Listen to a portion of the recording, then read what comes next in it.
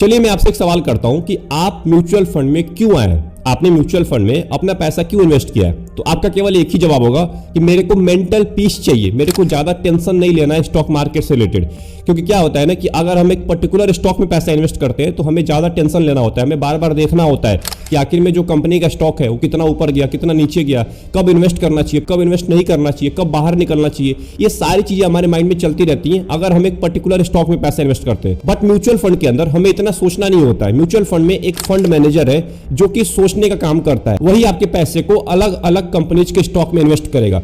अब वो उसका काम है कंपनी के स्टॉक को पिक करना। अब आपका यहाँ पे काम खत्म हो चुका है, केवल आपको पैसा इन्वेस्ट कर देना है एएमसी में और जो काम करेगा वो फंड मैनेजर करेगा। तो आपका यही जवाब होगा कि मेरे को मेंटल पीस चाहिए होता है, इसलिए मैं म्यूचुअल फंड के अंदर आता हूँ, म्यूचुअल फंड में पैसा इन्वेस्ट करता हूँ। अब मैं आपसे एक और सवाल करूंगा कि जब आप मेंटल पीस चाहते हैं तो आप जबरदस्ती मेंटल प्रेशर क्यों लेना चाहते हैं कई म्यूचुअल फंड्स को उठा के? अब मैंने बहुत सारे लोगों को देखा है, मैंने कमेंट बॉक्स में भी देखा है, 10-10 म्यूचुअल फंड लोग लेके बैठे हुए, 10 म्यूचुअल फंड, जिसका कोई भी काम नहीं है कि आखिर में आप 10 म्यूचुअल फंड लेंगे तभी आप जाके अपने वेल्थ को जनरेट कर पाएंगे। आप 2 से 3 म्यूचुअल फंड लेके भी अपना वेल्थ जनरेट कर सकते हैं। बट मैंने ऐसे बहुत सारे लोगों को देखा है जो 10, 15, 20 म्यूचुअल फंड लेके बैठे होते हैं अपने पोर्टफोलियो में। और सबसे बड़ा ट्विस्ट इसमें यह है कि उसमें 2-3 इंडेक्स फंड आपको दिख जाएंगे। अब ये कौन सा लॉजिक है, मेरे को आज तक समझ नहीं आया। अब आप एक बात बताइए, आपने 3 इंडेक्स फंड को उठा लिया है अपने पोर्टफोलियो में। इंडेक्स फंड का मतलब क्या होगा? वही निफ्टी 50 और सेंसेक्स को ट्रैक करने वाले फंड। तो निफ्टी 50 में जो कंपनी है यानी कि टॉप 50 कंपनी, वही कंपनी तो इंडेक्स फंड में भी होंगी। तो 3 इंडेक्स फंड उठाने का क्या लॉजिक हुआ? तीनों में तो सेम ही कंपनी है, 85 कंपनी है, वही निफ्टी 50 में जो कंपनी है।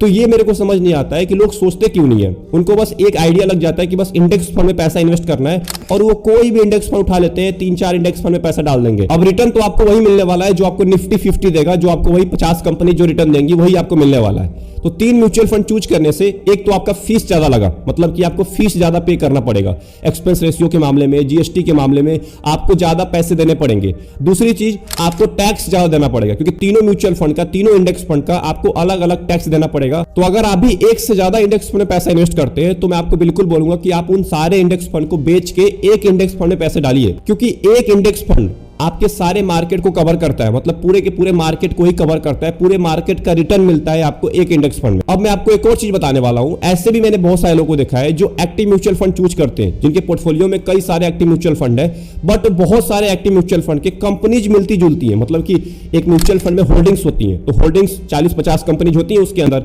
तो बहुत सारे ऐसे एक्टिव म्यूचुअल फंड भी है जो लगभग सेम, मतलब लार्ज कैप मिड कैप वाली कंपनीज लगभग सेम ही होती है। अब वो उसमें पैसा इन्वेस्ट करते हैं और उनका रिटर्न भी लगभग सेम ही मिलता है। तो 10 एक्टिव म्यूचुअल फंड में से 3-4 एक्टिव म्यूचुअल फंड में तो सारी कंपनी सेम ही होती है। इससे अच्छा है आप केवल 2 से 3 म्यूचुअल फंड रखिए जिसमें आप अपने पैसे को इन्वेस्ट करिए, क्योंकि म्यूचुअल फंड ऑलरेडी डाइवर्सिफाइड है। आपको डाइवर्सिफाई नहीं करना है म्यूचुअल फंड को कि मैं 10 म्यूचुअल फंड रख लूंगा तो डाइवर्सिफाई हो जाएगा। अरे भाई, म्यूचुअल फंड तो ऑलरेडी डाइवर्सिफाई है, उसमें तो ऑलरेडी 40-50 कंपनीज होती हैं। तो आपका पैसा 40-50 कंपनीज, एवरेज मान के चलता हूं कि एक म्यूचुअल फंड में 40 कंपनी है, आपने 10 म्यूचुअल फंड उठा लिए तो 400 कंपनी में आपने पैसे इन्वेस्ट कर दिए।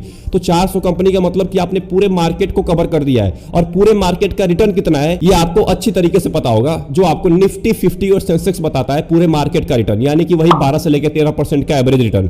पिछले 10 साल की बात करें तो लगभग 13 से लेकर 14% का आपको एवरेज रिटर्न मिला है पूरे मार्केट का। तो आपने अगर पूरा मार्केट कवर कर लिया तो आप इंडेक्स फंड से ज्यादा रिटर्न कैसे ले पाएंगे? इससे अच्छा है आप 10 से अच्छा आप एक ही इंडेक्स फंड में पैसा इन्वेस्ट कर दीजिए, आपको वही 13 से लेकर 14% का रिटर्न मिलेगा और आपको फीस भी कम देना पड़ेगा। आपको अपने पोर्टफोलियो में 2 से 3 म्यूचुअल फंड रखने हैं। कौन से म्यूचुअल फंड रखने हैं ये मैं आपको बताने वाला हूं। अब देखिए यहां पे हम थोड़ा सा बांट लेते हैं कुछ लोगों को, एज के हिसाब से, रिटर्न के हिसाब से और गोल के हिसाब से। अब एज्यूम कर लेते हैं कि आपकी एज अभी 40 से ऊपर है, मतलब आप 40 साल से ऊपर है और आपको पैसा इन्वेस्ट करना है म्यूचुअल फंड में। तो आपको कौन से म्यूचुअल फंड चूज करने हैं, म्यूचुअल फंड के कौन से टाइप्स में जाना है? अब देखिए अगर आपकी एज 40 प्लस है तो ऑब्वियस सी बात है आप रिस्क मीडियम में लेंगे, मतलब ज्यादा आप रिस्क नहीं लेंगे, आप मीडियम रिस्क लेंगे और आपका गोल होगा कि मेरे को 10 साल 15 साल के लिए पैसा इन्वेस्ट करना है। अगर आपकी एज 40 से ऊपर है तो यहां पे आपको क्या करना है ना कि आपको सिंपल एक इंडेक्स फंड उठाना है। इंडेक्स फंड वही जो निफ्टी 50 को ट्रैक करता है या सेंसेक्स को ट्रैक करता है, कोई भी आप इंडेक्स फंड उठा लीजिए, केवल एक इंडेक्स फंड आपको उठाना है और उसमें आपको पैसे को इन्वेस्ट करना है, जिससे आपको लॉन्ग टर्म में 12 से लेकर 13% का रिटर्न मिलता रहे और आपको ज्यादा रिस्क का सामना करने को ना मिले। दूसरा आपको म्यूचुअल फंड उठाना है, वो है फ्लेक्सी कैप। अब देखिए मैं आपको फ्लेक्सी कैप का नाम क्यों ले रहा हूं, क्योंकि फ्लेक्सी कैप में क्या होता है ना, जो फंड मैनेजर होता है उसको बहुत ज्यादा फ्रीडम मिल जाती है पैसों को इन्वेस्ट करने के लिए।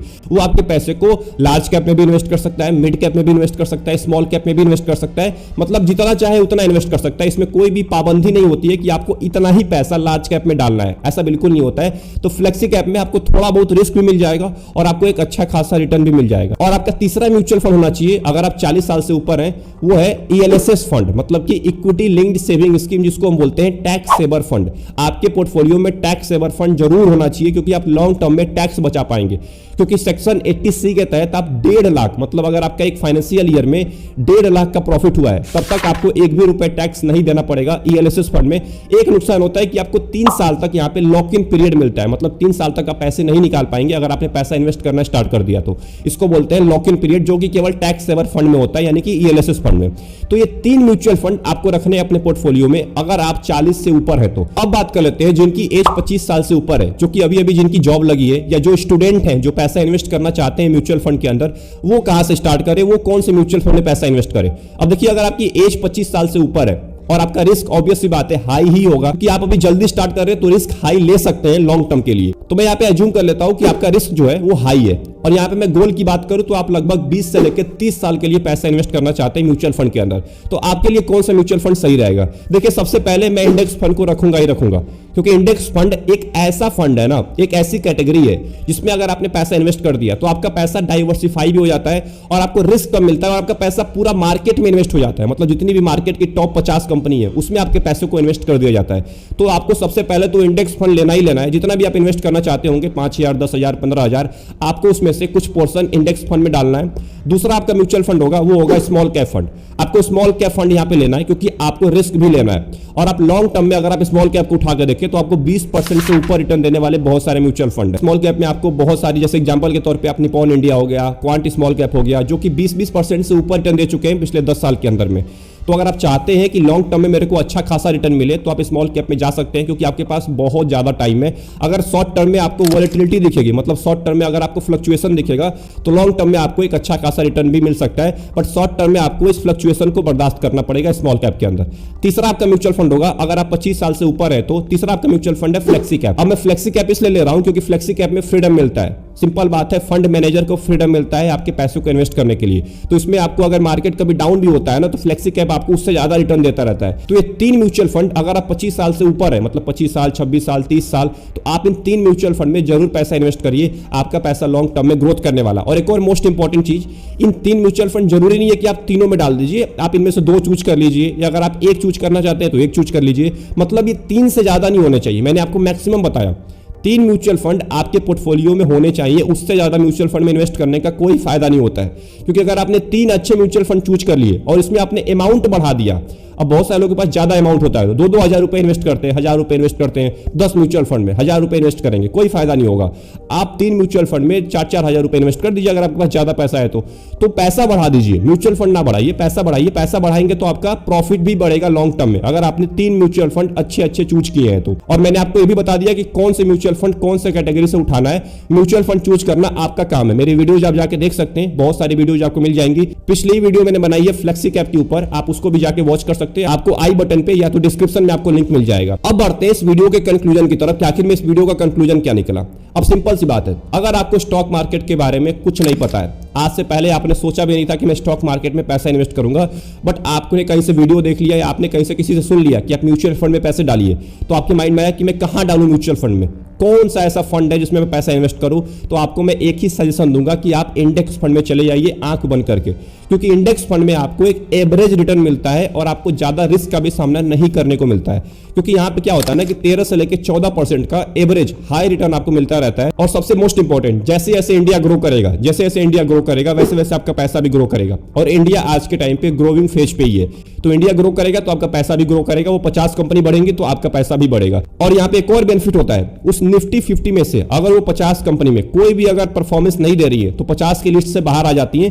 कोई और कंपनी 50 के अंदर आ जाती है, तो उसमें आपके पैसे को इन्वेस्ट किया जाता है। अगर आपको पता है स्टॉक मार्केट के बारे में, अगर आपको अच्छी खासी नॉलेज है, तो मैंने आपको बता दिया है फंड्स के नाम। फ्लेक्सी कैप में जा सकते हैं, स्मॉल कैप में जा सकते हैं। अगर आपकी एज कम है, तो एज ज्यादा है आपकी, तो आप ज्यादा रिस्क ना लीजिए, क्योंकि आपका जो गोल होता है ना वो कम होता है। मतलब कि जो गोल है आपका 10 साल का, वो 10 साल का ही होता है। 10 साल के बाद आपको पैसे चाहिए ही होते हैं। बट जो 25 साल का है उसको 20 साल 30 साल के लिए टाइम होता है, वो पैसा पैसा इन्वेस्ट कर सकता है, इसीलिए वो रिस्क भी ले सकता है। और जिसके पास टाइम नहीं होता है वो रिस्क नहीं लेना चाहता है, रिस्क कम लेना चाहता है। तो आई होप आपको ये पूरी वीडियो समझ में आ गई होंगे कि आपको अपने पोर्टफोलियो में कितने म्यूचुअल फंड रखने। आपको ज्यादा म्यूचुअल फंड, आपको क्वांटिटी पे विश्वास नहीं रखना है म्यूचुअल फंड में, आपको क्वालिटी पे विश्वास रखना है। अगर आपने 3 क्वालिटी म्यूचुअल फंड चूज कर लिए तो आपकी पूरी लाइफ सेटल हो जाएगी म्यूचुअल फंड से ही, और आपको एक अच्छा खासा, मतलब बहुत अच्छा खासा प्रॉफिट हो जाएगा और आपका एक अच्छा वेल्थ भी क्रिएट हो जाएगा। तो आई होप आपको पूरी वीडियो अच्छी लगी होगी। अगर आपको पूरे वीडियो में कुछ भी समझ में आया तो वीडियो को लाइक कर दीजिएगा एंड कमेंट बॉक्स में टाइप करेगा कि आपके कौन से डाउट है और आप कितने म्यूचुअल फंड में पैसा इन्वेस्ट करते हैं। मिलते हैं एक और इंपॉर्टेंट वीडियो में एक और इंटरेस्टिंग टॉपिक के साथ। तब तक के लिए अपना ख्याल रखिए। Best of luck.